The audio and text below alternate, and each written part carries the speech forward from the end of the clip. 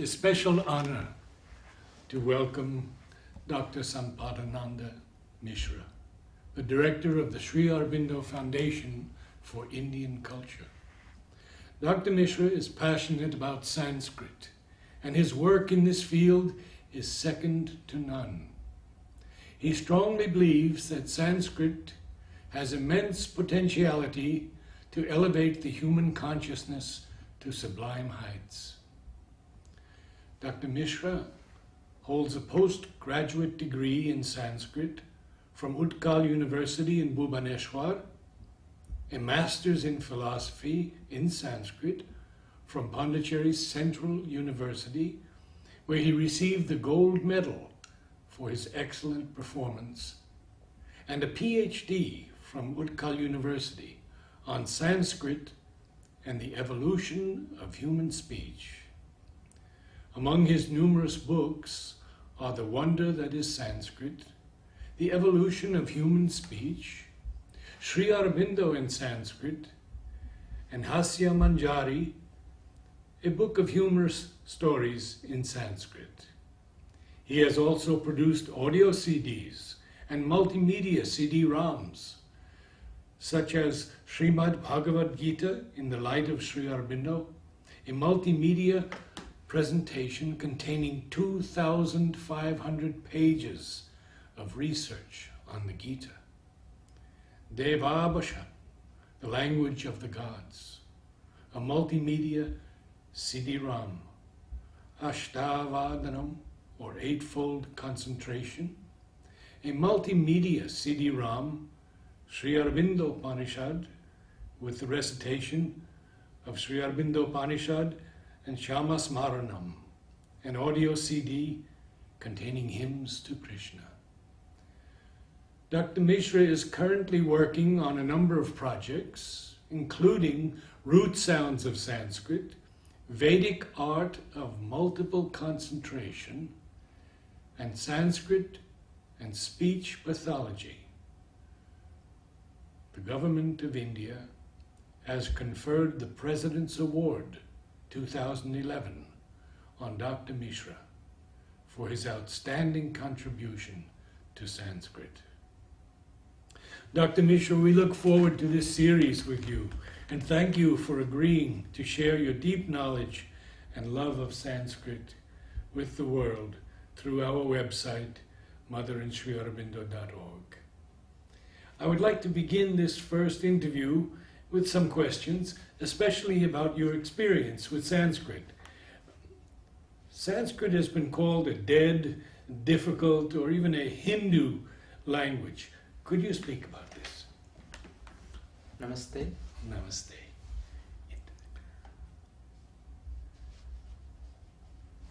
I was very much fascinated towards this language from my childhood.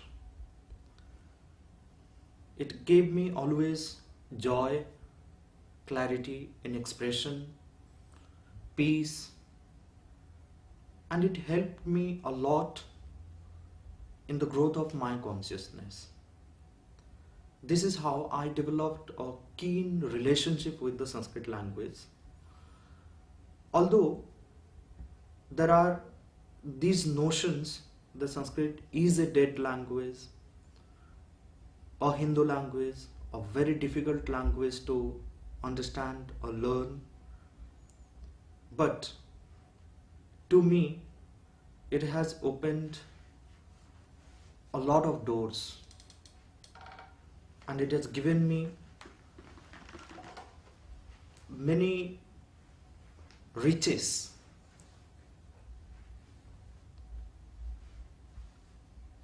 And it has given me a different type of understanding of life, of myself, of the world. Coming back to the first question, is Sanskrit a dead language? Of course not. Sanskrit, in fact, is a very alive language. It even makes dead alive. It is in this sense that Sanskrit has immense potentiality to add richness to our own life. And I would like to comment a little on the word dead. In English language also, dead has different connotations. And when we say dead language, what exactly we understand by this expression? In English, suppose we say it's a dead body. It has a different connotation. And when we say my telephone is dead, it has a different shade of meaning. We also use the word dead adverbially in the expressions like, oh, he is walking dead slow. It's a dead letter. And there are several examples where dead is used and has different shades of meaning. And what exactly we mean by dead language, most of the times people understand it as we understand by dead body or some non-existent language. This is not true. When we say my telephone is dead, we don't mean my telephone does not exist, like in the case of dead body. It is not functioning, and with a little bit of repairing it may start working. So in the same way, dead language in philology refers to the language which is not much in its spoken form. And the actual problem happened when the dead language was translated into Mrita Bhasha in Sanskrit and in other Indian languages. There is a problem in this translation. So if you translate dead language into Mrita Bhasha, then you land up with the problem of understanding dead in the sense of non-existent. It's not Mrita, it's Alpa Prachalita, or less spoken, less in use. So it is called dead language. So this is one understanding about the dead language. The other thing is that we call a language dead when actually it doesn't exist. And if we look at certain other languages, say for example Sangam Tamil, we don't call Sangam Tamil a dead language. We don't call even Tulsidas language as a dead language or dead Hindi.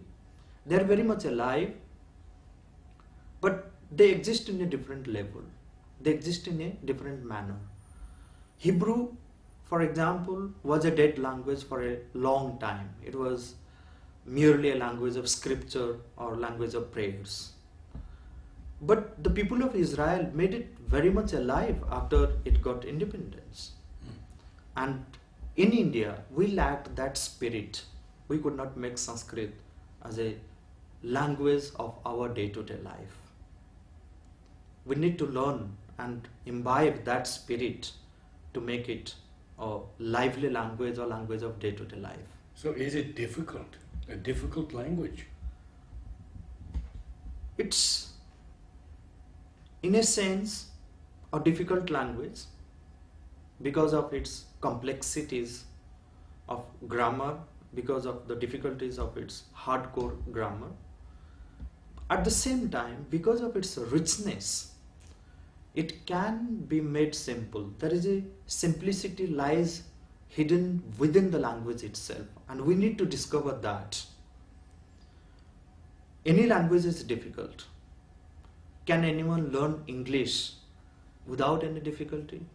Can anyone learn Chinese without any difficulty? Can anyone learn Japanese or Hebrew or any other language without any difficulty? And compared to the difficulties that we find in other languages, Sanskrit has less difficulties. There are many ways of entering into the very spirit of this language, which is absolutely simple. And that simplicity has immense power to arouse a different kind of life in us, to awaken us and to make us aware of the true aim of life, the true aim of why we are here, and to arouse and awaken us the source of our being, our existence on this earth. This is what I believe, and this is what the language has taught me. What about when they say it's a Hindu language? I don't quite understand that.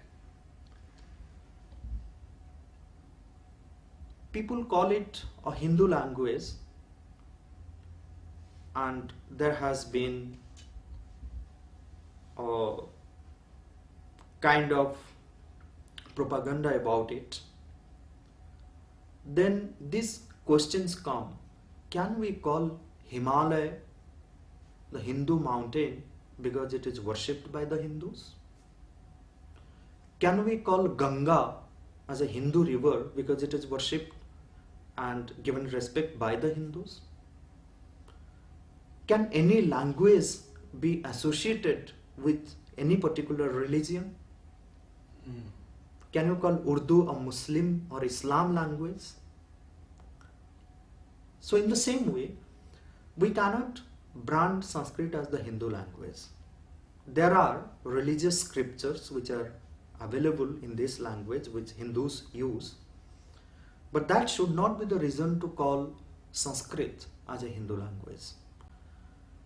And what is known to people about Sanskrit is that Sanskrit has got some religious languages, religious materials, religious scriptures, or scriptures of philosophy, or some spiritual scriptures. But that's just one aspect of this language. It has contributed in every field of knowledge, every branch of knowledge.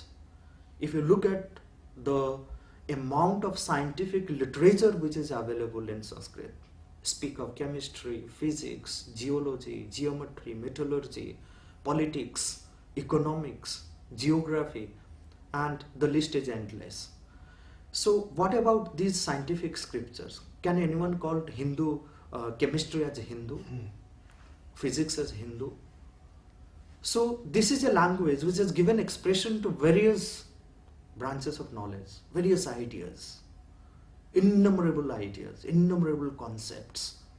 And the ancient Indian people who used this language as a tool to give expression to their own ideas, they have gone very much deep into every aspect of the knowledge system, whether they have contributed towards chemistry or physics or geology or metallurgy or any other scientific literature or scientific knowledge.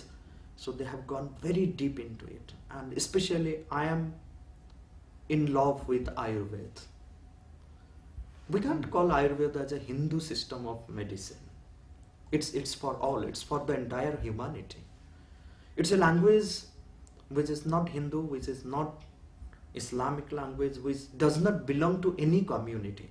Even there are many Muslim scholars who have contributed a lot towards Sanskrit. There were Muslim rulers who have patronized Sanskrit Pandits, under whose patronage the Sanskrit scholars have written books and have contributed immense knowledge on different topics. And at present also there are many Muslim scholars who are studying Sanskrit, trying to understand the Gita, trying to understand, make comparative studies between Gita and Quran, and trying to understand the Vedas, the Upanishads. So it is just because some of the Hindu scriptures are available in Sanskrit, that should not be the reason to call it a Hindu language. When you were in the US and gave your wonderful talks there at the Sri Aurobindo Integral Yoga Retreat in South Carolina. We spoke a bit about Sanskrit, and I asked you if it was a musical language. And what about meter and prosody? Could you say something on this? This is a very important aspect of Sanskrit language, especially. The language, and it's in fact the musicality of this language, the melody, the rhythmic aspect of this language which has drawn me very close to its own soul or spirit. In fact, it's a very musical language. And anyone who consciously uses this language or comes in contact with this language feels the music in it. And as music appeals to the heart, keeps refining the heart or the emotions emerging from the heart, this very language does, like the music, it appeals to the heart. At the same time, it's also very logical and mathematical. Like mathematics, it helps the brain. It helps in the development of the brain, and like music, it appeals to the heart. And more than music and melody, the purity of the vibration of its sounds and the purity of the rhythm that is an integral part of the structure of this language is very important, and it helps in several ways in the growth of consciousness, in refining our emotions, in bringing clarity and joy and peace and silence into our mind. Coming to the chandas, Sanskrit is perhaps the only language which is full of chandas. The very language is chandas. So the word chandas refer to meter or prosody. And when I look at the chandas or the metrical aspect of this language, I really do not get confined into the physical form of the poetry, what is meant by the meter usually. So meter usually means the physical framework in which a poetry is composed, a poem is composed. That like if we speak about Sanskrit meter, how the syllables are arranged in a line, in a metrical line, how the syllables are regulated by which element, by the number, by the arrangement, by the places of pauses that one has to take, sometimes the accentuation. So these are the physical aspects. But more than the physical aspects of the meters or the poetry, there is something very beautiful. The chandas are not actually confined to poetry alone. Chandas are universal.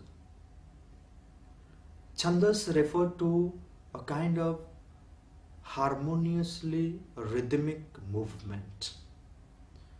And it is in fact that the entire creation, this has been the insight, this has been the understanding of the ancient Indian seers or seer poets, that the chandas, the very creation is the outcome of these chandas.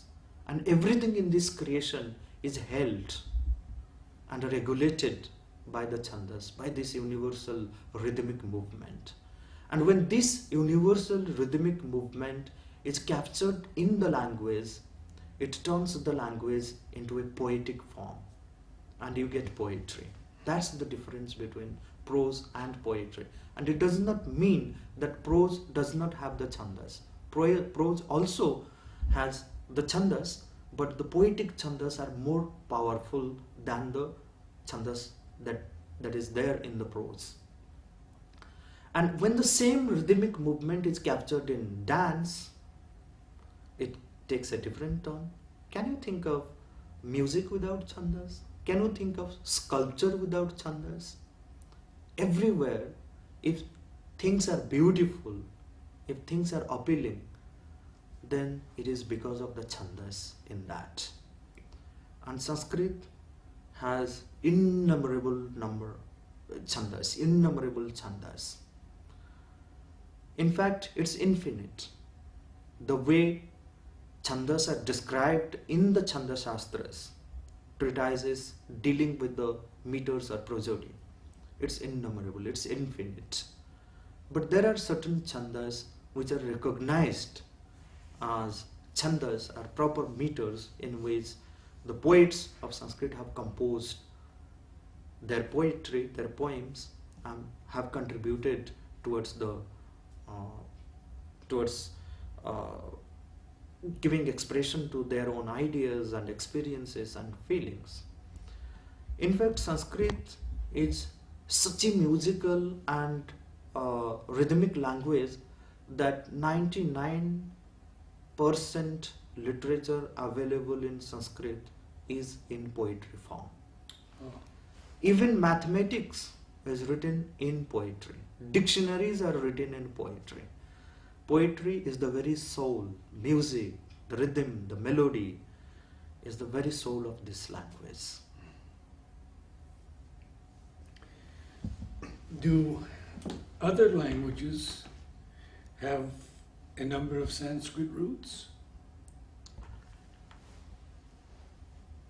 In other languages, if we look at especially the Indian languages, yes, most of the regional languages in India, they are derived from this language and contain maximum number of root sounds which are available in Sanskrit. And we can have hundreds and thousands of examples from the regional languages of India.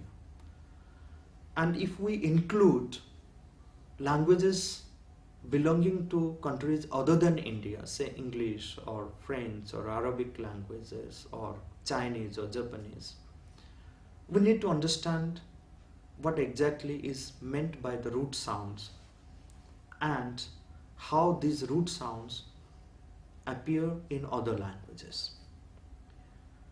The Sanskrit which is available to us today in the form of Vedic Sanskrit or classical Sanskrit is not the original language from which all languages have come or derived.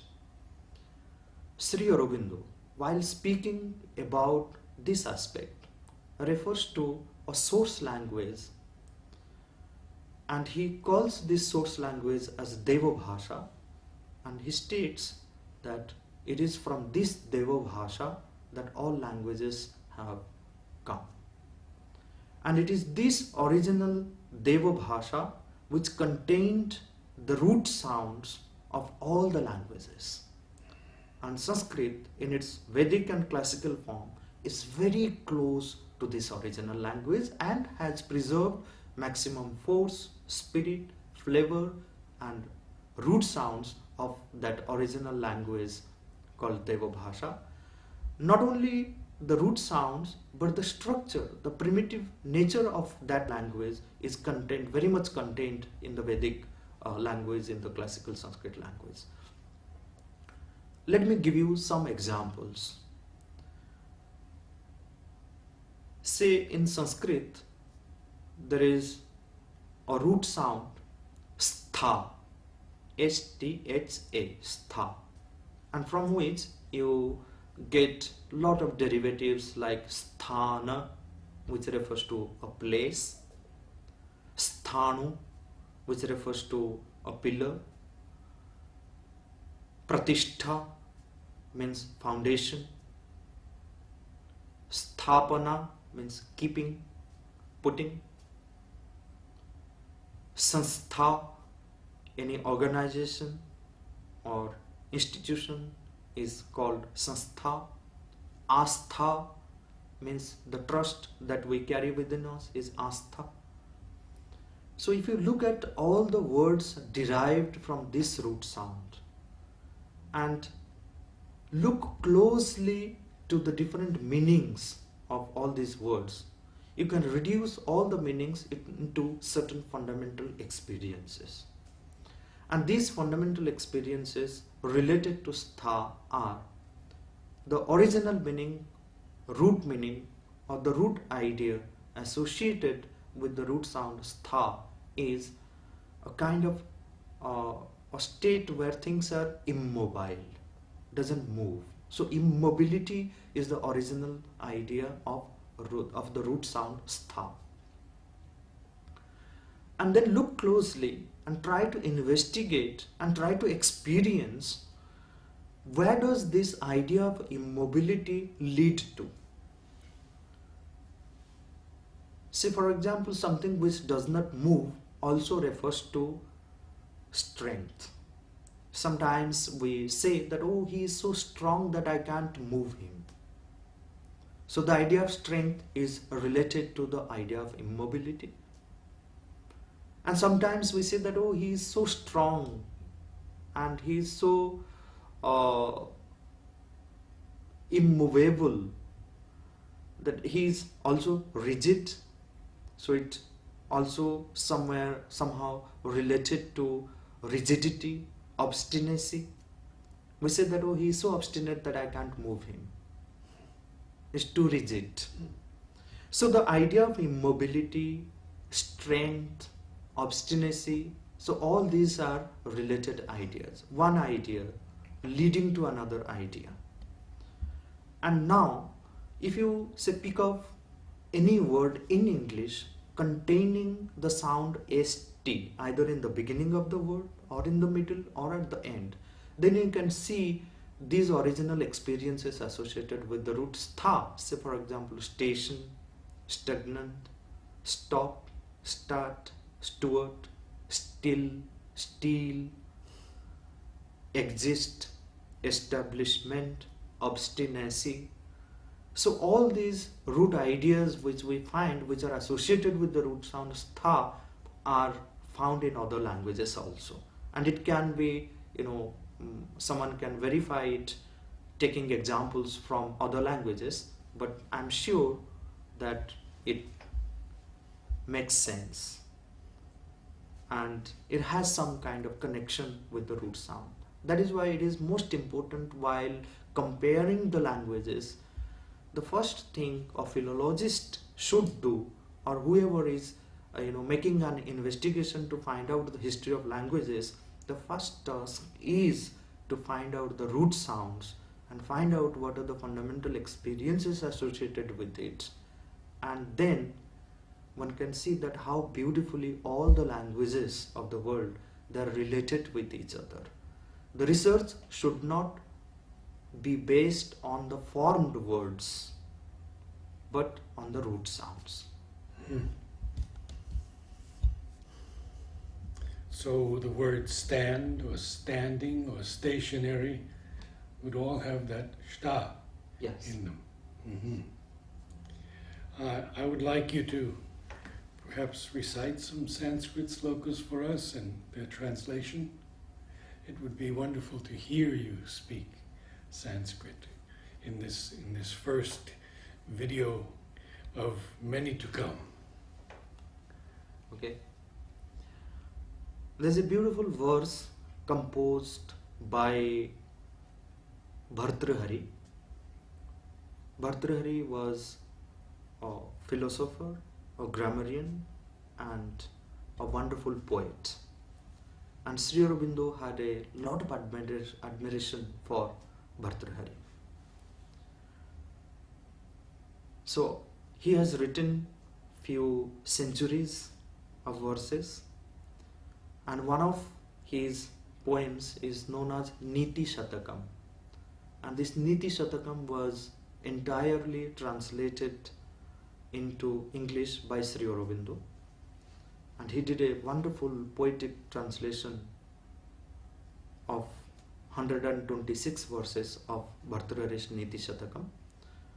So I'll recite one of the verses from Niti Satakam which I like the most. So I'll recite a verse from the Niti Satakam of Bhartrihari.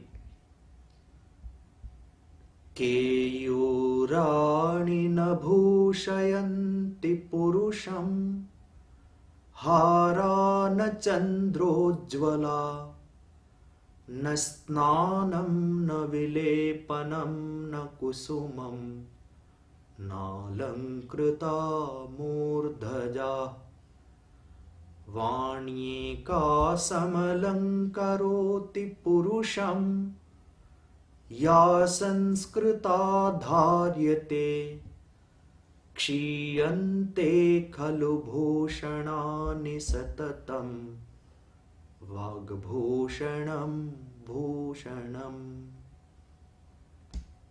And this particular verse has been rendered into English by Sri Aurobindo. So instead of giving my own translation, I would like to read out or recite what Sri Aurobindo has written about this verse, or how he has rendered into a poetic form in English.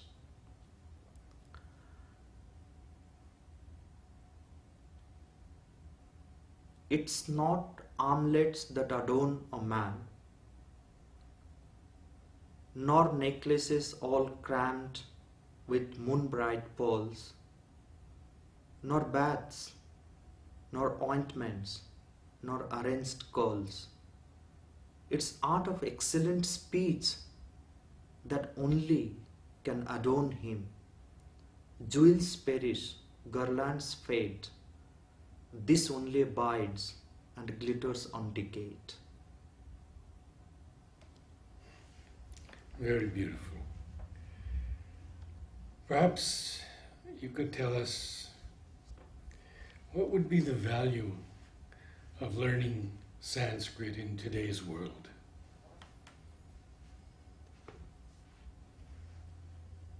Well,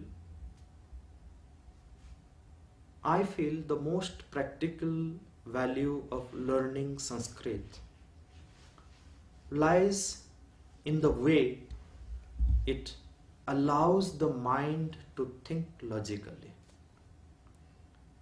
the way it helps us in bringing clarity in expression, in enhancing the inner faculties like concentration, memory, observation, imagination, creativity, and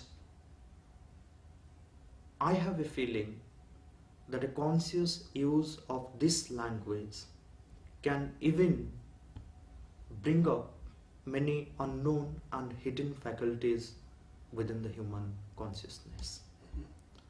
More than a language, I consider it as a force, as something that has to do with the growth of our consciousness. It has immense potentiality because of its scientific nature, because of the purity of the vibration of its sounds, because of the rhythmic aspect, the musicality of it, because of the strength that the very language has, that it helps us immensely in the growth of our consciousness. At physical level, it brings healing. It keeps refining our emotions and it adds clarity into the mental level of consciousness, and it gives us keen insight into the meanings of the words. And in Sanskrit, I've never seen it in any other language, that the sound and the sense are inseparable. There's an eternal relationship between sound and sense.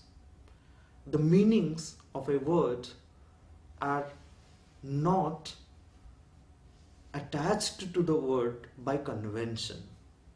It is not that the sound has absorbed meaning through context or culture or by convention, but rather the meaning and the sound they have come out of the depth of the experience or the feeling or the emotion, and they are eternally related with each other.